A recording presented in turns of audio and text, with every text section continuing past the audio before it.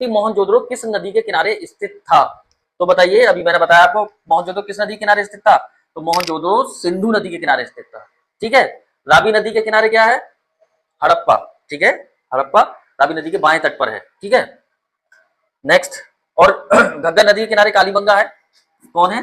कालीबंगा। ठीक है, घग्गर नदी के किनारे, और रावी के हड़प्पा। चलिए नेक्स्ट।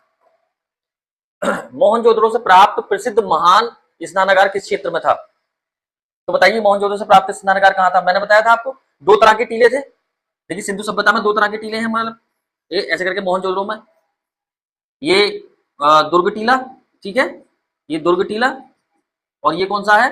ये नगर वाला एरिया है, मतलब नगर टीला है ये। ठीक है, या इसको बोल देंगे हम कौन सा, इसको पश्चिमी टीला भी बोलेंगे इसको, और इसको क्या बोलेंगे? पूर्वी टीला। तो ये कह रहे हैं कि मोहनजोदड़ो से प्राप्त स्नानागार कहाँ मिला है? तो स्नानागार इस वाले एरिया में मिला है, यानी कि दुर्ग टीले में। ठीक है, नहीं समझ में आया तो एक बार क्लास को ढंग से देख लीजिए। तो ये कौन से एरिया में मिला है स्नानागार? दुर्ग टीले में। और जॉन मार्शल ने इसको स्नानागार को, बृहत स्नानागार को तत्कालिक विश्व का आश्चर्य कहा है, मतलब उस जमाने का आश्चर्य, अजूबा कहा है। नेक्स्ट क्वेश्चन नंबर 52, हड़प्पा सभ्यता की प्रमुख विशेषताएं क्या थी? तो बताइए क्या थी? तो जाहिर सी बात है, देखिए ये वाला अगर इस तरह का ऑप्शन आपको मिल जाए, देखिए मंदिर मिले नहीं है हमारे यहाँ। ठीक है, सिंधु सभ्यता में मंदिर नहीं मिले हैं, मेसोपोटामिया में मंदिर मिले हैं जिगुरत नाम से। ठीक है, तो हमारे यहाँ लोहे की उस टाइम खोज हुई नहीं थी, ये 1000 ईसा पूर्व में लोहे की खोज हुई है। घुड़सवार सेना, सेना से भी कोई साक्ष्य नहीं मिलते कि एक सेना थी। ठीक है, तो कौन सा है इसका? नगर नियोजन एवं जल निकासी व्यवस्था।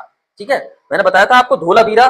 धोलावीरा एक ऐसा स्थल है जहां जल निकासी व्यवस्था सबसे उत्तम क्वालिटी की मानी गई है। ठीक है, तो हड़प्पा में नगर नियोजन एवं जल निकासी व्यवस्था, ये अगर कहीं भी दिख जाए आपको हड़प्पा में, मतलब कोई सा भी, हड़प्पा की जगह मोहनजोदड़ो हो, कालीबंगा हो, कुछ भी हो, तो हम मोस्टली क्या करेंगे? इस वाले आंसर को चुन लेंगे। ठीक है, next question. Question number 53, Mohenjodaro से प्राप्त नर्तकी की मूर्ति किस धातु की बनी थी? देखिए, एक तरीका होता है क्वेश्चन सॉल्व करने का। ठीक है, वो तरीका ये है कि जब भी आप कोई क्वेश्चन सॉल्व कर रहे हैं, एमसीक्यू कर रहे हैं, तो आपको क्या करता है, अगर आपको नहीं भी पता है ना, तो आप एक एक करके उनको पढ़िए और देखिए उसमें से क्या नहीं हो सकता। आंसर नहीं पता आपको, लेकिन आप देखिए क्या इसमें ये हो सकता है, ये तो बिल्कुल नहीं हो सकता, उसको कट करते हुए चलिए। तो जो दो बचे उनमें से एक का चुनाव कर लीजिए, या कभी कभी ऐसा होगा कि जो दो बचेंगे उनमें से भी है, आप सिलेक्ट कर लेंगे आंसर को कि हाँ यही होगा। तो ये एक तरीका होता है करने का सॉल्व। तो देखिए, जैसे ये है ना कि प्राप्त नर्तकी की मूर्ति किससे, तो लोहा उस टाइम था नहीं। ठीक है, लोहा उस टाइम था नहीं, तांबा था, सोना था, लेकिन हमारे यहाँ जो सिंधु सभ्यता के लोग थे वो कांसा बनाना सीख गए थे। ठीक है, तो उन्होंने एक एक्सपेरिमेंट किया और कांसे की एक मूर्ति बनाई। कौन सी बनाई? नर्तकी की मूर्ति, डांसिंग गर्ल नाम से ये फेमस है, और ये मात्र 10 इंच की है। कितने इंच की है? 10 इंच की है। ठीक है,